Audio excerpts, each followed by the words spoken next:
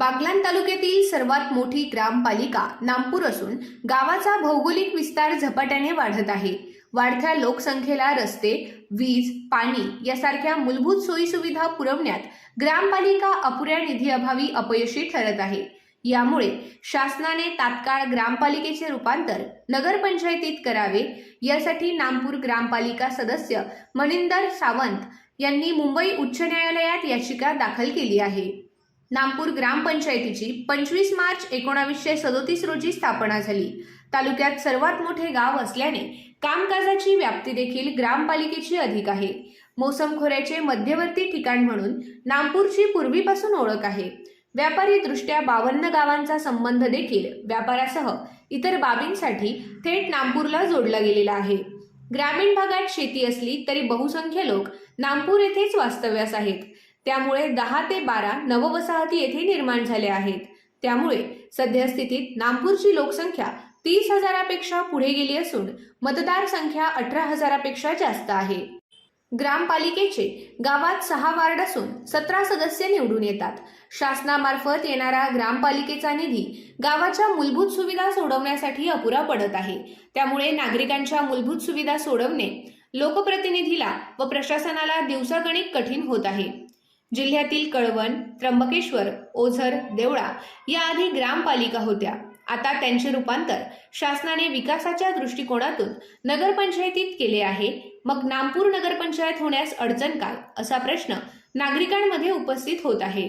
सक्षम राजकीय नेतृत्वाच्या अभावाने नामपूर ग्रामपालिका नगरपंचायत निर्मितीसाठी लागणारी सर्व सोयीसुविधा नामपूरला उपलब्ध आहेत।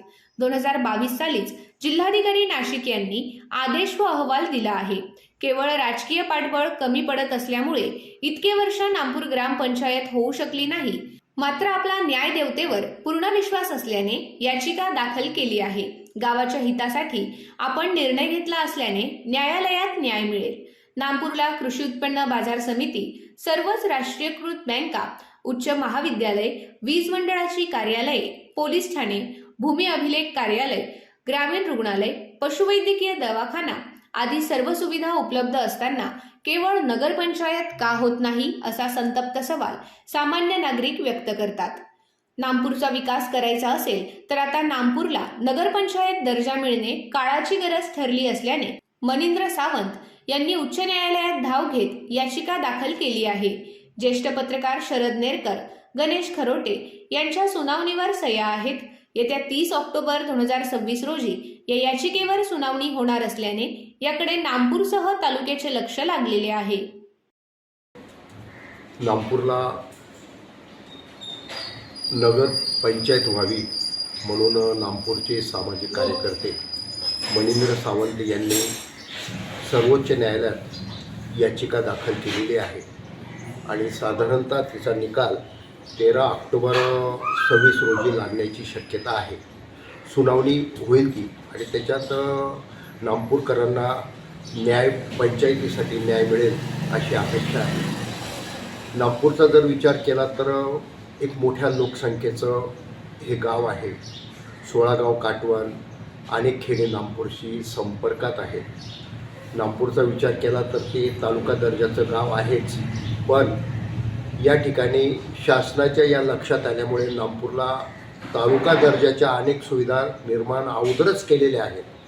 पण नामपूरची नगर पंचायत जर झाली तर नामपूरला पुरेसा निधी मिळेल आणि हा निधी जर मिळाला तर अनेक प्रलंबित प्रश्न मार्गी लागतील।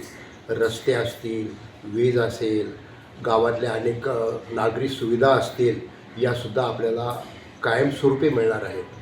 नगरपंचायत जर झाली तर निधी वाढवून मिळेल आणि हा जर वाढवलेला निधी आहे तो जर समजा पुरेसा मिळाला तर नामपूरच्या दृष्टीने एक ते विकासात्मक बाब निर्माण होईल। नामपूरचा आठवडे बाजार असेल, नामपूरचा कांदा बाजार असेल, नामपूरची व्यापारी पेठ असेल, या सर्व गोष्टींचा जर विचार केला तर नामपूर आजच नगरपंचायतीच्या दृष्टीने अत्यंत प्रबळ दावेदार आहे आणि म्हणून नामपूरला नगरपंचायत मिळावी अशी नामपूरकरांची खूप पूर्वीची मागणी आहे आणि ती पूर्ण व्हावी अशी सर्वांची इच्छा आहे।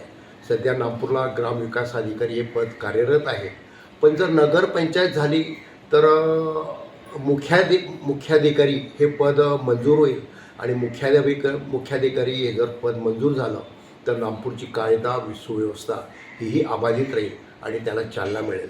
आणि म्हणून नागपूरला पुरेसा निधी मिळण्याच्या दृष्टीने, नागपूरचा विकास होण्याच्या दृष्टीने नागपूरला नंकर पंचायत होणे अत्यंत गरजेचं आहे.